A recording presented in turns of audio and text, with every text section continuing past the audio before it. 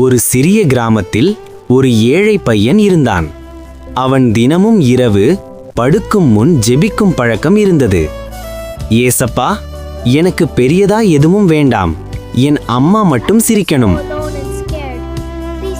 அந்த சமயத்தில் அவன் அம்மா மிகவும் நோயால் அவதிப்பட்டு கொண்டிருந்தார்.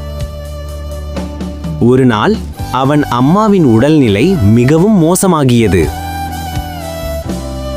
அவன் மருத்துவமனை வெளியே தனியாக உட்கார்ந்து அழுதான். ஏசப்பா, என் ஜெபம் உங்களுக்கு கேட்கலையா? அந்த நேரத்தில் ஒரு அறிமுகம் இல்லாத மனிதர் வந்து அவனுக்கு ஆறுதல் கூறினார். அந்த மனிதர் மருத்துவரிடம் பேசினார், மருந்துகளுக்கு தேவையான பணத்தையும் கொடுத்தார்.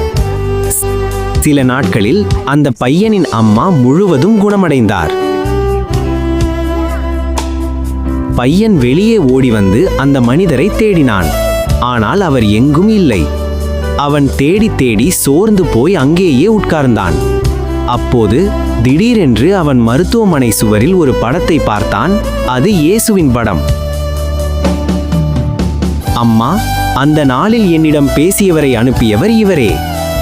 அந்த நாள் அவன் புரிந்து கொண்டான், நாம் நினைப்பது போல இல்லாமல் தேவன் எப்போதும் நம்முடைய ஜெபத்தை கேட்கிறார். நீங்கள் இப்போது ஜெபித்துக் கொண்டிருக்கும் விஷயம் தேவன் ஏற்கனவே அதற்கான வேலையை செய்ய ஆரம்பித்திருக்கலாம். ஆகவே அவர் மீது நம்பிக்கை வையுங்கள். எரேமியா 33:3. என்னை நோக்கி கூப்பிடு, அப்பொழுது நான் உனக்கு உத்தரவு கொடுத்து நீ அறியாததும் உனக்கு எட்டாததுமான பெரிய காரியங்களை உனக்கு அறிவிப்பேன்.